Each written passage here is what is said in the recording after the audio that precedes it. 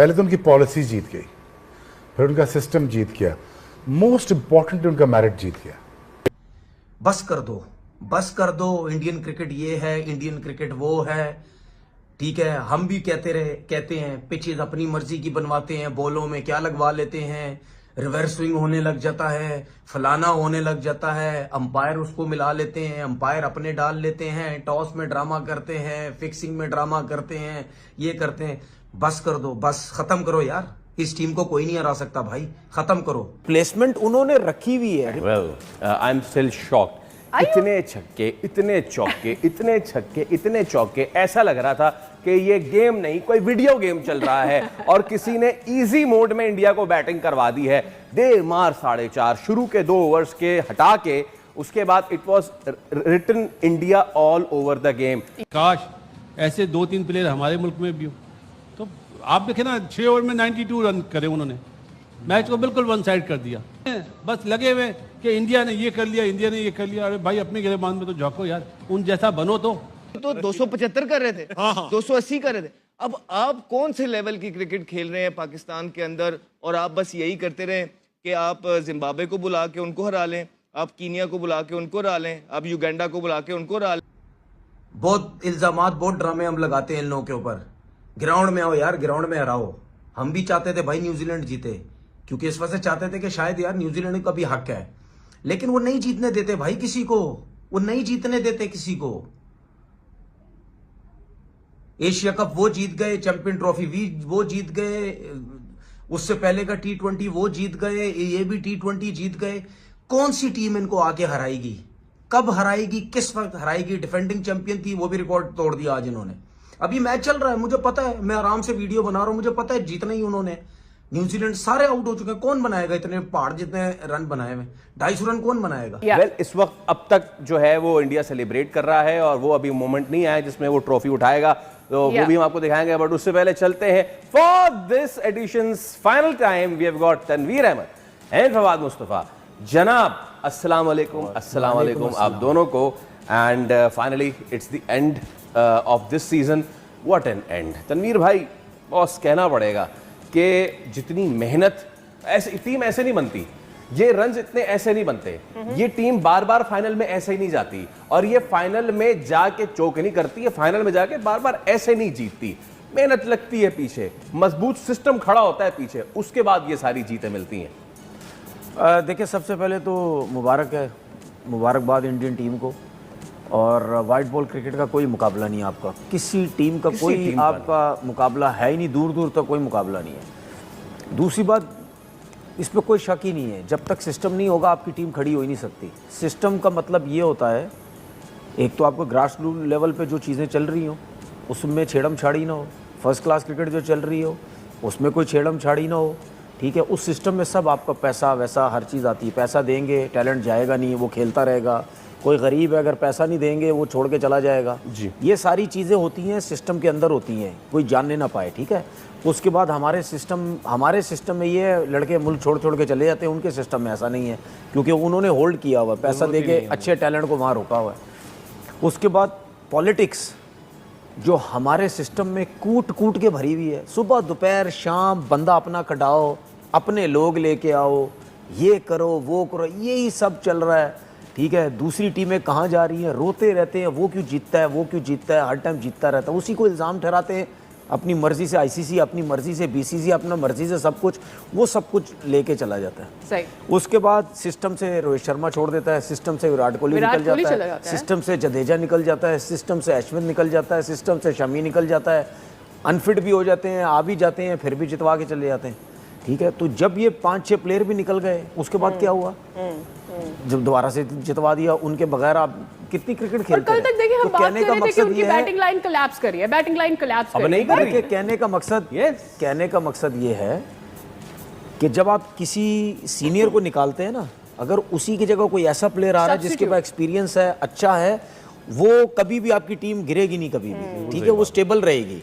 कि यार अगर बेशक एक्सपीरियंस प्लेयर, बेशक विराट कोहली गया, उसकी जगह ऐसा प्लेयर आया, अब इस मिडिल ऑर्डर में कोई तो ऐसे प्लेयर हमें नजर आए ना, जिसमें तिलक वर्मा में नजर आता है, सूर्य कुमार यादव खुद हमें नजर आता है। कैलिबर यार आपको ये दिखाता है कि कितनी दूर है बाकी की दुनिया जो है ना, स्पेशली हमारी क्रिकेट उनसे कितनी दूर है, कितनी पीछे है। इंडिया को बहुत बहुत मुबारक, वो जीतने में कामयाब हुए, लेकिन हर वर्ल्ड T20 वो जीत कर जाए, उन्हीं के साथ कंट्रोवर्सी कासिम क्यों बनती है? मैं बहुत अच्छा Sanju Samson, very well played, लेकिन मैं उनकी देखता हूं तो वो टाइम करते हैं तो बाहर चला जाता है, दुनिया मार रही है जान लगा के तो भी वो अंदर चला जाता है। तो ये क्या है? कोई बैट की जो बात है, कहीं ना कहीं आपको साउंड, एज ए बैटर मैं आपसे जानना चाहता हूँ, कुछ साउंड देती है आपको? छक्के तो नजर आ रहे हैं, काफी ज्यादा छक्के compare to second place. West Indies, South Africa, इनसे कहीं ज्यादा तगड़े, बहुत ज्यादा फर्क है। देखो, फर्स्ट एंड फॉरमोस्ट ये चीज़ें जो हम बात कर रहे हैं ना, ये अजीब लगता है। ये जो हम बात कर रहे हैं, कंट्रोवर्सी जो नज़र आता है लेकिन बार बार नज़र आता है, अच्छी बात नहीं है, क्योंकि वो है टैलेंटेड टीम, बहुत अच्छी टीम है वो। ठीक है कि ये ऐसे प्लेयर हमें नजर आए कि अगर विराट कोहली चला भी गया तो जो मिडिल ऑर्डर वो गिरा नहीं। ऊपर देखें, रोहित शर्मा ने जैसे अपनी आखिरी कैरियर में मारना शुरू किया था, वो गया तो अभिषेक शर्मा आ गया, ठीक है, उसके साथ ये ईशान किशन आ गया, फिर संजू सैमसन आ गया। तो रिप्लेसमेंट उन्होंने रखी हुई है। रिप्लेसमेंट उनकी ऐसी नहीं है कि आईपीएल में 2 छक्के मारे। अगर ऐसा होता ना तो सूर्यवंशी जो अंडर 19 बच्चा जो कहते हैं, जो मैं तो नहीं समझता वो अंडर 19 है, वो बड़ा ही मुझे लगता है, तो वो उसने जिसने पहले मैच में डेब्यू में 100 किया था ना आईपीएल में, वो दूसरे दिन इंडियन टीम के अंदर होता। उसके बाद वो कौन सा है, उमरान मलिक, वो जो 150 प्लस जा रहा था फास्ट बॉलर। हमारे कल्चर में तो ये है ना कि यार जो मतलब यानी 155 पे बॉल करता उसको तो डायरेक्ट पाकिस्तान खिला दो। उन्होंने नहीं खिलाई, उन्होंने एक दो चार मैच दिए, उसकी मार लगना शुरू हुई, उन्होंने बोला नहीं भाईजान तेरा काम नहीं है, तू तो T20 में मैचेस हरवा देगा। ठीक है, हमारी सोच डिफरेंट है, उनकी सोच डिफरेंट है। कि परफॉर्मेंस आज भी बहुत जबरदस्त था और उनको बाकी खेलना नहीं जानते। आप ये कह रहे हैं कि जो 76 छक्के लगा रहे हैं वो 106 लगा रहे हैं। मैं पॉइंट ये बना रहा हूँ, अब बनाने जाऊंगा कि लेकिन कंट्रोवर्सी क्लियरली नजर आ रहा है, नॉट जस्ट फ्रॉम पाकिस्तानीज, क्योंकि जब हम कहते हैं ना तो फिर ज़रूर ऐसे लगता है कि हम बस हमें गुस्सा आ रहा है कि वो जीत गए और हमें तकलीफ हो रहा है कि वो जीत गए। ऑनेस्ट की बात है, जो खेलता अच्छा उनको वो जो डिजर्व करता है जीतने, मैं तो हमेशा ही कहता हूँ कि क्रिकेट के अंदर ऐसे ही होनी चाहिए। कूटना शुरू करते हैं, एक्सपोज हो जाते हैं सारे, चाहे जो टीम भी फाइनल उनके सामने आई हो। हम बात करते हैं जी, दुनिया बात करती है, आईपीएल बहुत होती है, आईपीएल 3 महीने की होती है, आईपीएल में थक जाते हैं, आईपीएल में फलाना हो जाता है, इवेंट में क्या करेंगे, ओ भाई सब कुछ करेंगे, वो सब कुछ करते हैं और जीत के चले जाते हैं, मुंह बंद करके सबका चले जाते हैं। कौन था कोच पिछले T20 वर्ल्ड कप में? ड्रेविड। क्या हुआ जी? ड्रेविड की कप्तानी कोचिंग में जीत गई टीम। कप्तान कौन था? रोहित शर्मा, विराट कोहली, जडेजा, ये कोई नहीं है। अब क्या हुआ? उसके बगैर भी जीत गए। हम ये कहते रहे, दुनिया कहते अब जीत के बताओ, अब जीत के बताओ, रोहित शर्मा नहीं है तो अब जीत के बताओ विराट कोहली नहीं है। क्या हुआ? वो चले गए। जडेजा की बात होती थी, यार क्या ऑलराउंडर है, क्या बॉलिंग करता है, क्या बैटिंग करता है, वो भी नहीं है। अश्विन भी नहीं, कोई भी नहीं है। अभी इसी वर्ल्ड कप में बातें होती रही, जायसवाल को क्यों बिठाया जब अभिषेक शर्मा रन नहीं कर रहा था, गिल को क्यों बिठाया, फलाने प्लेयर इतने अच्छे हैं, फलाने ये हैं, फलाने उनको क्यों नहीं सिलेक्ट किया। हो गया, सबके बगैर हो गया। गौतम गंभीर फिर वर्ल्ड कप लेके चला गया। तो इसका मतलब क्या है? सिस्टम है भाई, सिस्टम। मेरिट लेके चलते हैं, जिसको खिलाना है उसको देर तक खिलाना है, उसको बनाना है, उसके ऊपर पैसा इन्वेस्ट करना है।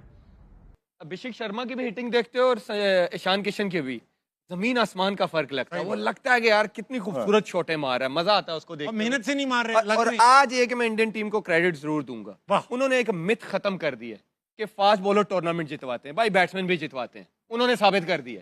सही बात, उन्होंने साबित कर दिया कि बैट्समैन भी टूर्नामेंट। देखें सेमीफाइनल फ्लैट विकेट, टॉस हार गए, अगलों ने 250 कर दिया। आज भी उन्होंने कहा 250 कर दो फाइनल मैच। उन्होंने ये मिथ खत्म कर दिया कि फास्ट बॉलर ही टूर्नामेंट जितवाते हैं। लेकिन man of the match fast bowler रहा, बुमराह को मिला man of the match. Extraordinary performance. 2 मैचों में 250 लगा, बोले। हाँ, 2 मैचों में यार 250 लगा, ठीक है। वो ओवरऑल तो बुमराह अच्छा करता ही आ रहा था, लेकिन आप ये देख लें कि जो उनकी बैटिंग ने किया है बड़े मैचेस में, 195 चेज हुआ, 250 कर दिया, 256 कर दिया।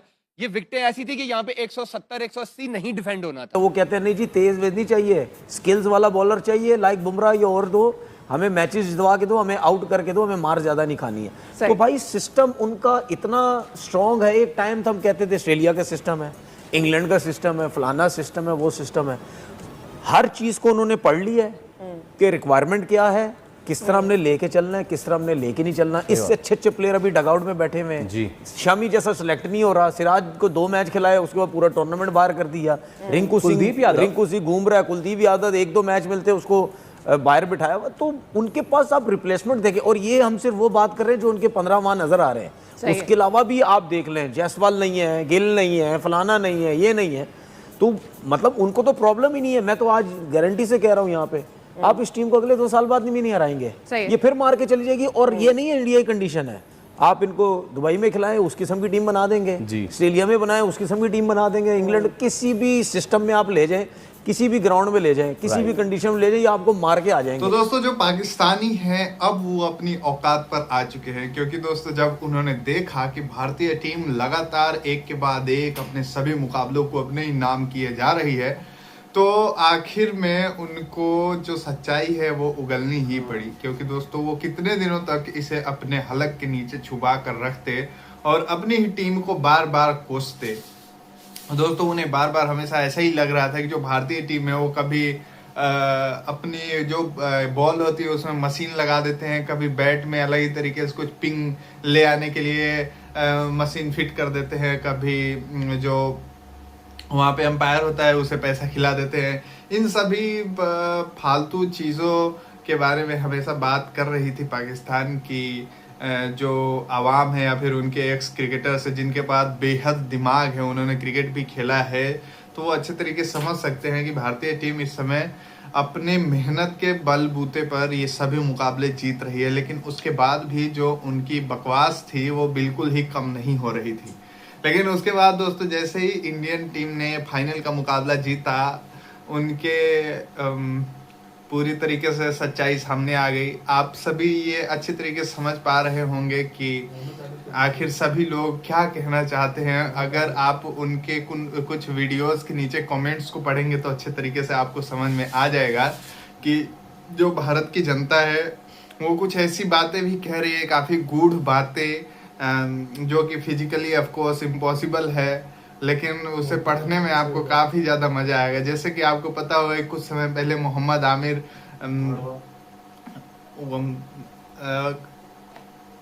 वो अपनी हर तरीके की जो मन की उनकी खुन्नस थी भारत से बार बार पिटने का, और यूएसए